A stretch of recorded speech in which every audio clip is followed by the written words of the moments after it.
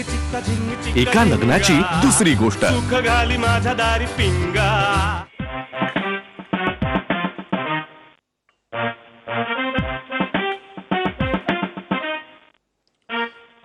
सकाळी एकत्र कॉफी पिण्याचा आमचा शिरस्ता आज राधानी मोडला। घनाच्या पाठीपायी बिचारीची रात्री पुरेशी झोप झाली नसणार। घनाने ना उगाचच पाठ मोडून घेतली। आता याच्या पाठीमुळे ना काय काय पाठीमागे लागणारे देव जाणे। काय झालं वल्ली? नाही काही नाही, म्हणजे काही नाही। काहीतरी झालंय कळतंय मला। तुझ्या मनामध्ये काहीतरी खतखत आहे, बोल। हा नाही म्हणजे असं खूप काही नाही झालं, पण कुहूला कुठे काय बोलायचं कळत नाही हो। आता त्या प्रभातला फोन करून सांगितलं की घनाची पाठ धरलीये म्हणून। आता त्याचे वडील पैलवान आहेत ना, मग ते म्हणाले की मी येतो आणि घनाची पाठ रगडून देतो। वाह वा काय भाऊजी पैलवान आहेत ते। पैलवान आहेत, हा त्यांची व्यायामशाळा आहे। हा आणि मग त्यांनी पाठ रगडणं म्हणजे घना नाजूक आहे हो आपला। मग म्हणजे ना ते रोगापेक्षा इलाज भयंकर नको ना।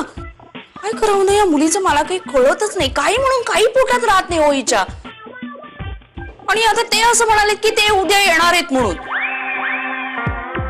आता मी कसं त्यांच्याशी बोलणार ना, म्हणजे कशात काही नाहीये पण व्याही म्हणजे मला कळत नाहीये मी त्यांच्याशी कसं बोलू। तर तुम्ही बोलाल का प्लीज? पैलवान आहेत ना ते, त्यांच्याशी बोलायचं मी प्रयत्न करेन, मनापासून प्रयत्न करेन। पण कसं आहे ना वल्ली, हे पैलवान असतात ना त्यांचा इगो फार जबरदस्त असतो, खूप सेन्सिटिव्ह असतात। म्हणजे न जाणं आपल्या तोंडात एखादा नको तो शब्द जायचा। थोडक्यात काय, मला घनाची पाठ मोडली तर चालेल, भाऊचं लग्न मोडायला नकोय। भाऊ मग आता अगं येऊ देत नाही त्यांना आपल्या घरी। त्यानिमित्तानं आपल्याला त्यांची मेजरमेंट, त्यांच्याशी आपली ओळख होईल ना। येऊ दे, बोलतो मी, येऊ दे।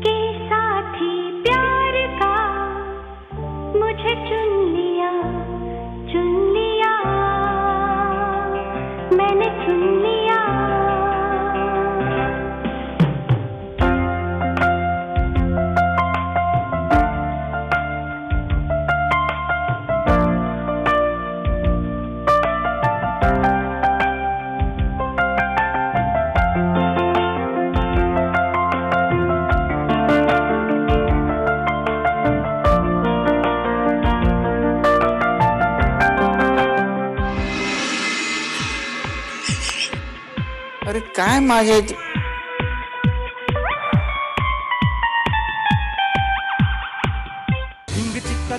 एका लग्नाची दुसरी गोष्ट। सुख घाली माझ्या दारी पिंगा।